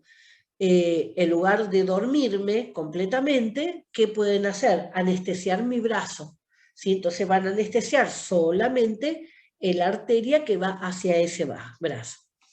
Si está haciendo quimioterapia, por ejemplo, cáncer de hígado, se coloca los quimioterápicos en la arteria que va directamente al hígado, ¿sí? Entonces se puede seleccionar hacia dónde yo quiero que vaya a través de la arteria. En la vena no, en la vena va a todos. Y la intracardíaca directamente adentro del corazón. Recuerden que cuando hablamos vascular siempre se va a referir a venas, arterias y al corazón. Siempre va a ser así. Vamos por fuera de eso. Las extravasculares. Son todas las demás vías parenterales diferentes a las intravasculares. Tenemos la intradérmica, la subcutánea, la intramuscular, la intratecal, la epidural, etc. La absorción se produce en los capilares sanguíneos y la velocidad de absorción depende del grado de irrigación que tenga la zona, o sea, la cantidad de vasos y arterias, venas y arterias que va a tener el lugar. Vamos a la intravenosa. El medicamento se inyecta directamente en la circulación sistémica a través de una vena. Es la vía que produce la respuesta más rápida y la que se usa en situaciones de urgencia. Se utiliza para la administración de medicamentos, de sueroterapia, o sea, solución fisiológica, dextrosa, y la nutrición parenteral también. Aquellas personas que tienen dificultad para comer o están en un estado desnutrido, le van a colocar todos los nutrientes a partir de esa vena. Con esta solución de dextrosa y solución de lactato, un montón de soluciones que es para reponer lo que a ese paciente le pueda faltar. ¿Cómo ustedes lo van a ver? A través de el sachecito colgado, ¿sí? Y todo lo que sea la vía de administración directamente colocada en el brazo. Bueno, son formas de administración intravenosa. Inyección directa, que se llama bolo, o perfusión intravenosa.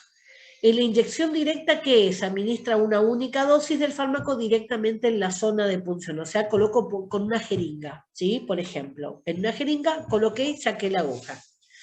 Y la perfusión intravenosa, el fármaco se diluye en un volumen de suero y se administra gota a gota durante un periodo de tiempo determinado. La administración del medicamento puede ser continua o intermitente. Es cuando tenemos conectado, ¿sí?, el suero, ¿sí?, a el brazo.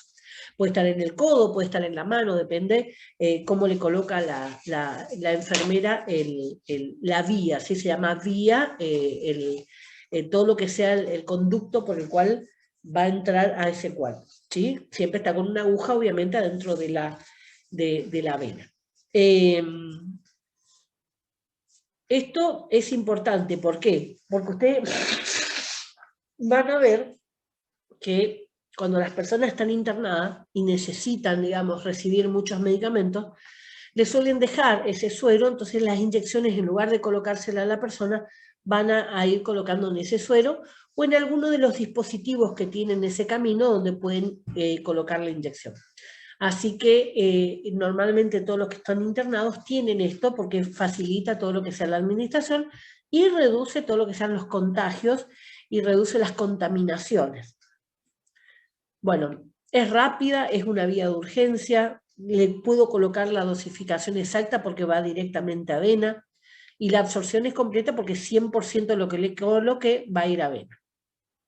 ¿Qué inconvenientes tiene? El riesgo de infección, de flebitis, que es inflamación de las venas, extravasación, o sea que me pasó la aguja, ¿sí? Atravesó la aguja en lugar de colocarse adentro de esa vena, se va a colocar por afuera. Atraviesa, ¿sí? Entonces el líquido que yo le ponga va a ir empezando a acumularse en la zona. Las reacciones adversas aparecen rápidamente y no se puede retirar el fármaco en situación de urgencia. Bueno, entonces decíamos que no se podían retirar esas drogas en casos de urgencia, por eso, digamos, más peligroso. Es una vía traumática, va a producir en muchos casos temor, ansiedad. Hay muchas personas que prefieren hacer cualquier cosa y no aplicarse una inyección, ven aguja y entran en pánico, o sea que para esas personas va a ser traumática. Necesita material y técnicas específicas, por eso le decía que ustedes vieron en la clase pasada, estaban las distintas formas de colocar la mano para aplicar una inyección en cualquiera de las vías. Así que va a necesitar mucho entrenamiento por parte del personal. Normalmente las primeras veces hacen pasan de largo la vena, sí, o sea, genera. ¿Qué hay otro inconveniente? Que también a veces las venas son muy frágiles, sobre todo las personas mayores, a veces no se le encuentran. Vieron que hay personas que a veces tienen saltadas las venas, ¿sí? Es fácil de ver, pero hay otras que no, que les dificulta incluso hasta para un análisis, sacarle sangre, les dificulta encontrar la vena. Así que va a variar mucho de un cuerpo al otro. Por eso sí o sí debe administrar un personal que sea cualificado, o sea, que sepa, un enfermero. Vamos a la intramuscular. El medicamento se inyecta en el tejido muscular, se utilizan los músculos muy irrigados, los más frecuentes van a ser el deltoides. ¿Cuál es el deltoides? El brazo, ¿sí? Lo que los basquetbolistas tienen desarrollado, y la cara externa del muslo, la pierna, ¿sí? Entre la cadera y la rodilla, que los futbolistas tienen bien marcado, se llama cuádriceps. Es el músculo que va desde la rodilla hasta el costado, va así como oblicuo, ¿sí? Va desde la rodilla hacia el costado de la cadera. En la punción de la aguja debe formar un ángulo de 90 grados con la superficie de la piel. Supónganse que mi mano es la piel, la aguja, que es mi dedo, va a tener que llegar en esta posición, a 90 grados. Ángulo recto. Esta vía se utiliza cuando no es posible utilizar la vía oral o otras vías, es más rápida que la vía subcutánea y permite la administración de soluciones acuosas, oleosas, suspensiones y emulsiones. Acá sí se pueden colocar todo esto. En la endovenosa no. ¿Sí? ¿Se acuerdan que les dije hace un ratito? Nada de grasa, nada de partículas que estén suspendidas. Por esta vía se administran frecuentemente los antibióticos, los preparados hormonales. Los antibióticos tienen las partículas suspendidas y todo lo que sea preparados hormonales van a ser de grasa, ¿sí? Así que también van a estar. Es una vía dolorosa, debe ser utilizada por personal sanitario también cualificado. ¿Por qué dolorosa? Porque el músculo se tiene que estirar. Todo lo que sea estiramiento estira las fibras nerviosas y eso hace que duela. El músculo se tiene que estirar para dejar lugar para ese líquido que estoy colocando. De las peores inyecciones, o sea, las más dolorosas, por referencia a los pacientes que se aplican, son las penicilinas. ¿Por qué? Porque las penicilinas son 10 mililitros de antibiótico. A veces le colocan 1 mililitro de un anestésico para facilitar un poco más la colocación. De todas maneras, es muy dolorosa. Se utiliza para algunas enfermedades de transmisión sexual, se utiliza también para artritis reumatoidea, casos muy particulares, digamos, de enfermedades.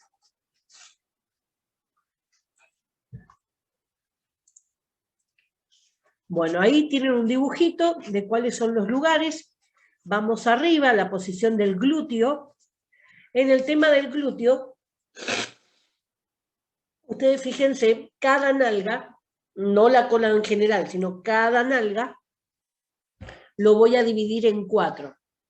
Y el cuadrante, el cuadradito que me queda arriba y afuera, esos que están en verdecito en el dibujito, esos son los lugares donde voy a aplicar.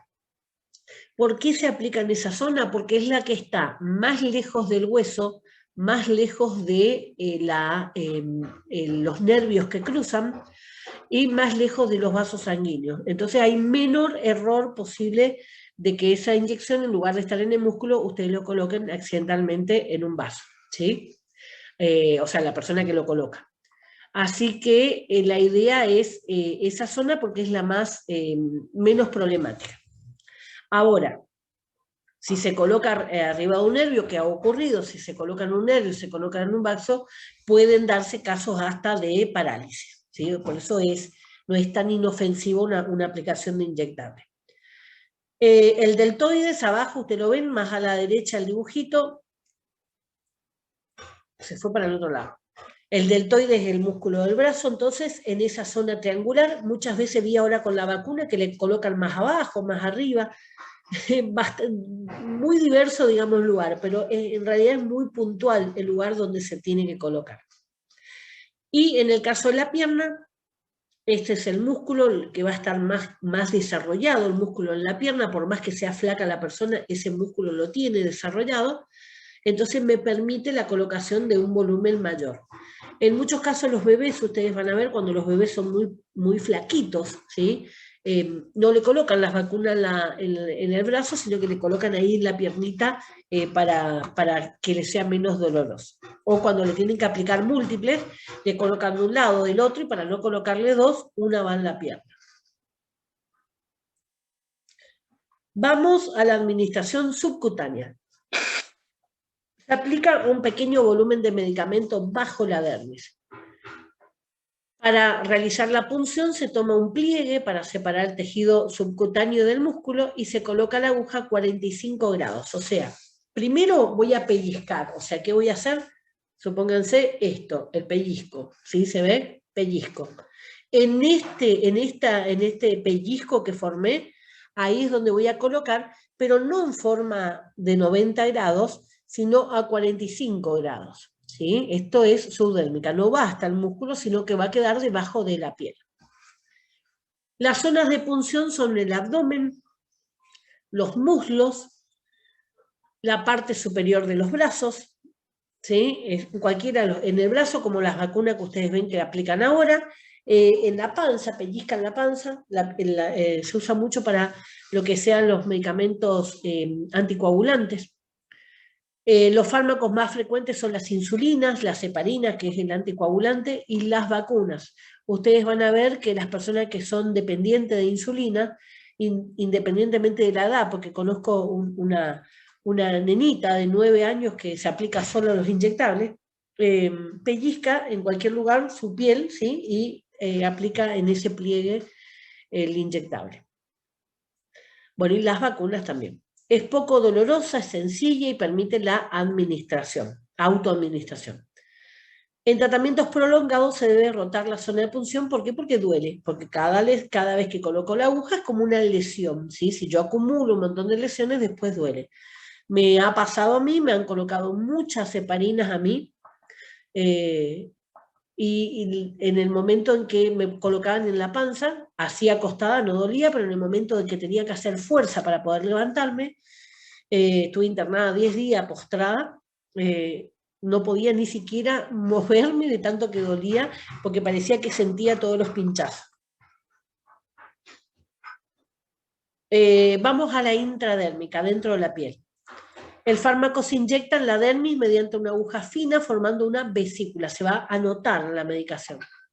Se utiliza para la realización de pruebas de alergia, test de Mantoux o prueba de la tuberculina, que en esos casos para probar si alguien es alérgico a una droga. ¿Sí? Se coloca con esa técnica adentro de la piel, se llega a notar, debajo de la piel, se llega a notar así muy fácilmente, supónganse que el papel es la piel y la virome es la aguja, y se llega a notar así la superficie levantadita de la aguja. Es muy particular esto y colocan una pequeña cantidad, esa es la prueba de Mantoux, una pequeña cantidad de la droga para saber si hay una reacción. Si hay una reacción alérgica ahí, entonces esa persona no puede recibir esa droga. Bueno, se aplica también anestésicos locales, así se aplica el Botox, también para las cirugías para las arrugas, y algunas vacunas, pero muy particulares. La zona de punción suele ser la cara interna del brazo, acá, ¿sí? Cara interna del brazo, y para realizar la punción se coloca la jeringa paralela a la piel. También está en la clase pasada cómo se coloca la aguja y cómo se coloca la mano para la técnica. El ángulo es de 15 grados, más pequeñito aún. O sea, si supónganse que mi mano es la piel, la aplicación se hace así, ¿sí? Intramuscular sería 90 grados, subdérmica sería 45, y esta es 15, intradérmica ingresa así. Vamos a la intraarterial, adentro de una arteria. Inyección de fármacos en el interior de una arteria. Esta vía se utiliza cuando se quiere limitar el efecto a un órgano específico sin que aparezcan efectos sistémicos. Son algunos ejemplos de uso de la vía intraarterial, la administración de agentes antineoplásicos para cáncer, en el tratamiento de tumores localizados o la inyección de medios de contraste también. Medios de contraste se inyectan también así, por ejemplo, para ver cómo es la circulación en la cabeza. Entonces colocan en la arteria que va a la cabeza, colocan unas sustancias que van a generar un cambio de color cuando me hacen la tomografía. ¿Sí? Eso es medio de contraste. Entonces, con eso que pueden descubrir algún lugar donde haya algún coágulo taponado que no circula. Porque supónganse, todo va a quedar verde en la resonancia, menos un sector que ahí es porque no pasó ese líquido. Es la forma más fácil de detectar. Intracardíaca, dentro del corazón. Inyección de soluciones en el interior del corazón a través del espacio intercostal. En el intercostal es entre costillas. Entonces se busca la separación de las dos costillas. Estoy por estos lados. Y ahí es donde se atraviesa la aguja. Son agujas largas. Para llegar cómodamente, digamos, hasta el corazón. Se utilizan obviamente en casos de urgencia para la administración de adrenalina. O sea que para el corazón empiece a latir. Uy, estoy congestionadísima. Vía intraarticular.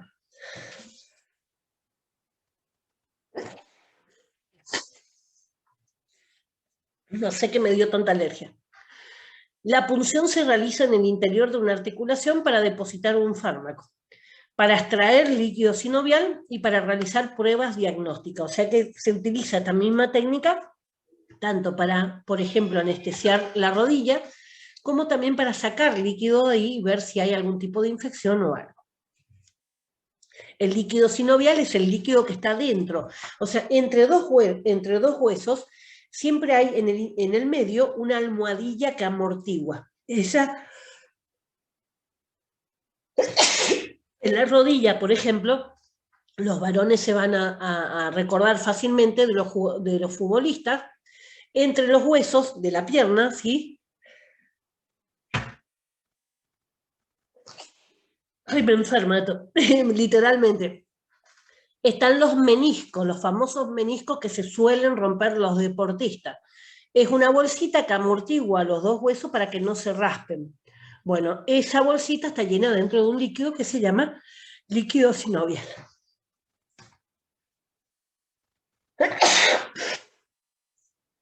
Internada voy a estar así. Vía intratecal. Bueno, acá es un poquito más complicado.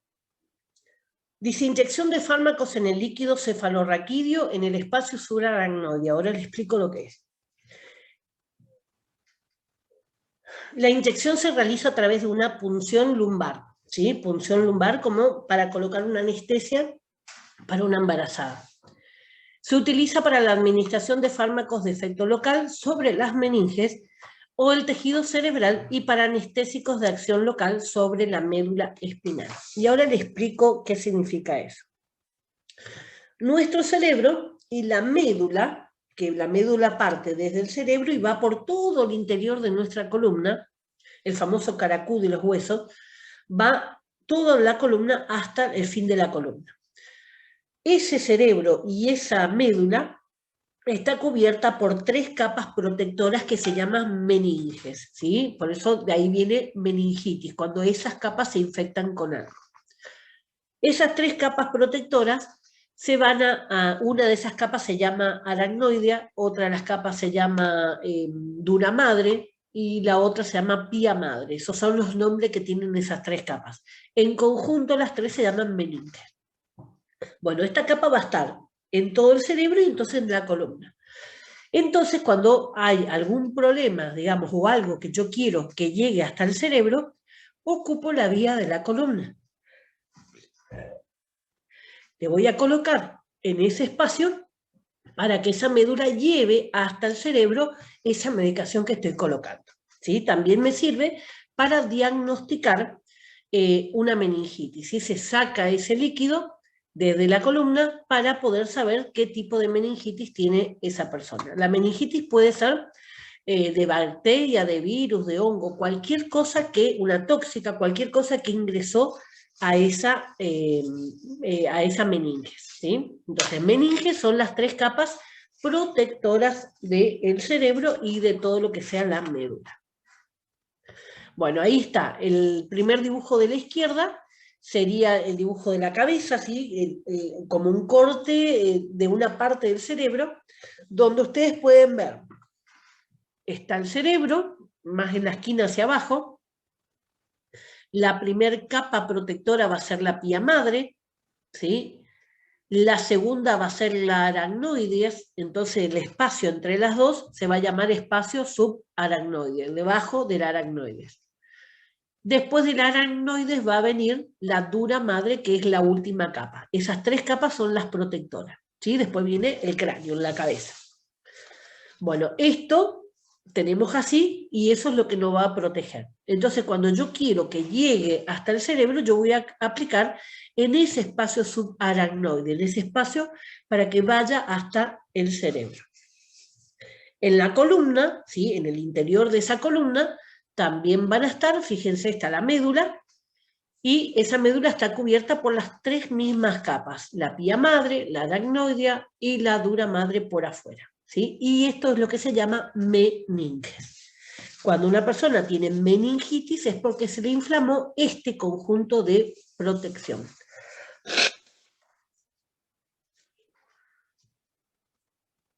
Bueno, ¿cómo se coloca? Esto, todos los que hemos tenido alguna cesárea o alguna operación, hemos pasado por esto. De sentado, se llama de sedestación, o acostado de cúbito lateral. Acá, bueno, muestran muy sencillito, en realidad, por miedo a que la persona se mueva mucho, normalmente te vienen a agarrar entre varias personas y eso creo yo que asusta más al paciente. ¿Qué hay que explicarle al paciente? Si a ustedes les toca esto, o a alguien que ustedes conocen les toca esto, porque mucha gente tiene miedo, tiene pavor a la raquidia. Dice, no, porque yo nunca quedé bien, porque esto, porque lo otro, porque conozco a alguien que le puso y a partir de ahí siempre le dolió. Puede ocurrir. ¿Por qué? Porque no se quedan quietos. Secreto. ¿Cuál es el secreto principal para la colocación, ya sea sentada o acostada, como sea? A mí las 3 veces me pusieron sentada. ¿Cuál es el secreto? Quedarse quieto. Van a sentir el pinchazo de la aguja. Por supuesto que van a sentir. Pero si yo siento el pinchazo y empiezo a hacer esto, adentro la aguja se empieza a mover y lastima la médula. En cambio, si yo siento el pinchazo y me quedo quieta, ellos pueden colocar rápidamente el líquido y se terminó el problema. Tuve 3 colocaciones, ningún tipo de secuela. Entonces el secreto está en quedarse quieto, porque la aguja es afilada. Imagínense, ustedes pusieron en esa médula, están colocando esta aguja, ¿sí? Y ustedes se empiezan a mover. La aguja no se mueve, son ustedes los que se mueven, ¿sí? Entonces eso, la aguja dentro lastima. Bueno, el secreto entonces, si les toca el día de mañana, quietito, lo más quietito posible. Ahora, asusta porque te empiezan a agarrar las enfermeras, ¿sí? Para que vos no te muevas, ¿para qué? Para que no se quede, hasta paralíticos se pueden quedar si se mueven mucho, ¿se entiende? Entonces, por seguridad te empiezan a sujetar. La primera vez que me decían, decía, quédate ahora quieta, y yo estaba inmóvil, ya ni respiraba. Entonces le puse, no me estoy moviendo, no, pero es ya la costumbre que tienen, digamos, que constantemente repiten que se quedan quietas. Bueno, de la forma que me agarraron era como esperando que, como soy grandota, esperando a que yo les atropelle a todos, pero totalmente inmóvil, ningún tipo de problema. ¿Está? Eso es, digamos, también para ese tabú que hay con respecto a que la raquidia o la epidural me van a formar algo de esto. Bueno, ahí entonces estamos. En la anterior, en la raquidia intratecal, ahí está. Ella era en el espacio subaracnoideo. En la epidural, la inyección de fármacos en el espacio epidural, por fuera de la dura madre. ¿Sí? Ahí estamos en otra de las capas, ¿se acuerdan? La dura madre es la última. Se administra mediante punción lumbar y se utiliza para la administración de anestésicos. Eso es lo que se coloca, la epidural para las embarazadas. La introducción, o sea, cualquier persona que se va a operar de algo que no es necesario que duerma, ¿sí? La intraperitoneal es introducción de soluciones en la cavidad peritoneal. ¿Cuál es la cavidad peritoneal? Nosotros tenemos el pulmón, vamos a tener, ahí el músculo, no me acuerdo el músculo que separa, no me sale el músculo. Bueno, un músculo que forma parte de todo lo que sea la respiración también, que va a separar la parte del pulmón que está abierta afuera con la parte digestiva que no está abierta, ¿sí? Esa está cerrada. La única abertura que tiene la parte digestiva va a ser el ano, pero tampoco todo lo que está ahí afuera de lo que sean los intestinos está en comunicación con nada. Por eso es una zona estéril. Cuando, por ejemplo, ustedes escuchan que dice, tiene una peritonitis, se le reventó, ¿sí? La apéndice, por ejemplo, y toda la putrefacción que estaba en ese apéndice se desparramó por el peritoneo. Eso es peritonitis. Se puede dar por el apéndice, se puede dar porque un intestino se rompió, se puede dar por un montón de situaciones. Ahora, por ejemplo, un accidente, me clavan un cuchillo, me tiran un disparo en la panza, se va a dar siempre esta peritonitis porque se inflama, se infecta el peritoneo. Peritoneo, entonces ahí esa zona donde están todos los intestinos y demás. Intestino, las trompas falopio en la mujer, la vejiga, todos los órganos. Se utiliza entonces para realizar diálisis peritoneal en casos de insuficiencia renal, en la extracción del líquido peritoneal y en la realización de laparoscopia. La laparoscopia es una técnica, ¿sí? La cual en lugar de cortar, antes más que nada, bueno, salvo algunos casos hoy se sigue haciendo, en lugar de cortar grande y poder ver adentro qué pasa, si permite, ¿sí? el tipo de enfermedad, se hace 3 pequeñas incisiones, una va a ser para una cámara, otra va a ser para insuflar aire y otra va a ser para colocar el bisturí, ¿sí? Entonces, con la cámara miro lo que pasa adentro, al insuflar el aire eso se infla como un globo, ¿sí? Y eso por eso después duelen las parascópicas porque eso se infló. Y ahí puedo, si es factible, se puede solucionar ahí el tema. Si no es factible, se va a tener que abrir y hacerlo a la vieja forma. Bueno, y ahí les repetí la imagen que vimos la clase pasada, que eran las distintas formas de aplicar ese inyectable, ¿sí? En la intramuscular, en la subcutánea, en la intravenosa o en la intradermal, que era dentro de la piel. Bueno, estamos la próxima clase. La próxima clase ya va a ser el parcial. En el parcial vamos a tener, pueden rendir, yo les voy a mandar ahora en el grupo, pueden rendir presencial y pueden rendir por formulario en el mismo horario. Si no pueden por cuestiones laborales o demás en el mismo horario, me tienen que avisar antes, ¿sí? Antes. Me tienen que avisar que van a rendir en otro horario, entonces yo en ese horario que ustedes me dicen, yo les mando el formulario, ¿sí? Van a tener el mismo tiempo los que rinden por formulario y los que rinden por presencial en el instituto. Pero por eso coordinamos todo, porque si nadie va a ir presencial, yo me quedo en mi casa, que acá tengo mejor wifi y es más fácil comunicarme con ustedes. Por eso, primero pregunto, no hay problema. Si todos quieren hacer por formulario, no hay problema. Si uno quiere ir a hacer presencial, yo voy, ¿sí? O sea, no se preocupen por eso, yo estoy para eso, para atenderle a ustedes. Bueno, salvo que yo amanezca muy mal o algo por el estilo, sí, en esos casos sí le pediría todo por formulario. Pero ¿por qué tengo que hacer presencial? Porque a lo mejor hay personas que no tienen en ese momento, supónganse, no tienen wifi, no tienen internet, no tienen datos, entonces obviamente el presencial es más fácil para eso. Son las mismas preguntas en presencial que en formulario y son el mismo tiempo, aproximadamente 1h15, 1h30. Hasta ahora siempre le ha sobrado, ¿sí? O sea que no se preocupen, no es muy difícil. Va a ser múltiple de choice. ¿Qué quiere decir eso? Les doy la pregunta, les doy 3 respuestas, ustedes marcan una. De todas, una es la correcta. Y hay otras que tienen trampas, ¿sí? Pueden ser mitad correcta, algún detalle que mal, ¿sí? Sí, trampa, profe. La idea es que ustedes piensen, ¿sí? La idea es que ustedes piensen. Así que por eso es, pero no, los errores, otros los detalles, tanto en este parcial como en los otros que van a venir. Yo durante las clases les voy recalcando los puntos, ¿sí? Y si ustedes miran, si presenciaron la clase o miran los videos después, van a notar cuáles son los puntos que yo les recalco, ¿sí? Y hago hincapié y les recalco, les vuelvo a recalcar, para que les quede. Normalmente los que miraron los videos contestan bien. El problema son los que por ahí quieren obviar mirar los videos y ahí es donde muchas veces interpretan mal el material. ¿Estamos entonces? Sí, bueno, perfecto.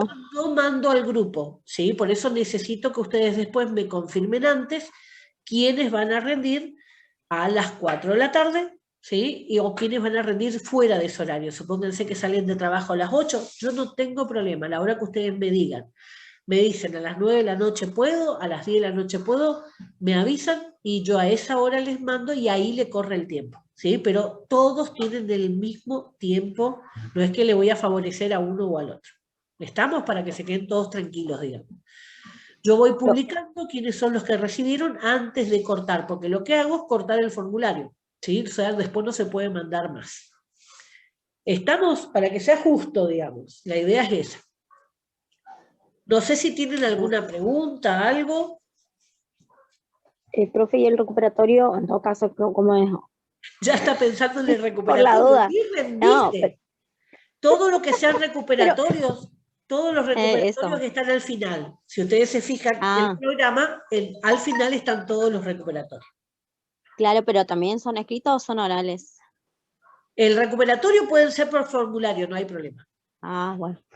Bueno, suerte para todos. No va a ser... Vamos a estudiar. Tienen que leer, ¿sí? O tienen que mirar los videos en su defecto, ¿sí? No son difíciles, pero el tema es que no me vayan a decir, por ejemplo, en la clase, cuando vimos forma farmacéutica, los que estuvieron ahí esa clase o los que miren el video van a ver que yo les dije, esto pregunto siempre y siempre me contestan mal. O sea que ahí ya tienen una de las preguntas. Son 20 preguntas. ¿Estamos? Ok. Está perfecto. Entonces yo constantemente en las clases yo voy diciendo y hago hincapié sobre algunos temas. Así que en este no se va a notar tanto, pero en el próximo que vamos a ver, sistema digestivo, sistema respiratorio, sistema urinario, sistema nervioso, son muchos temas ¿sí? Y entonces ahí yo les mando preguntas para orientarles a ustedes cómo hacer. Pero en este caso van a ver que no es difícil, ¿sí? Bueno, listo. Bueno, entonces, nos vemos entonces la Perfecto. semana que viene, le estaré mandando el martes, por ahí, martes o miércoles, le estaré mandando quiénes van a rendir presencial, quiénes van a rendir por formulario en el horario a las 4 o por formulario fuera de ese horario. ¿Estamos? Ok, listo. Perfecto. Sí, sí. Bueno, niños, que tengan Bueno, buen buen fin fin de de semana. semana, pasen bien. Ahora Igualmente. recién me está pasando mi alergia. Ahora recién estoy dejando. Para eso toda la clase Bueno, estuve mal. que se mejore. Bueno, nos vemos entonces, chicos. Chau, chau. Chau, chau. ¿Cómo salgo?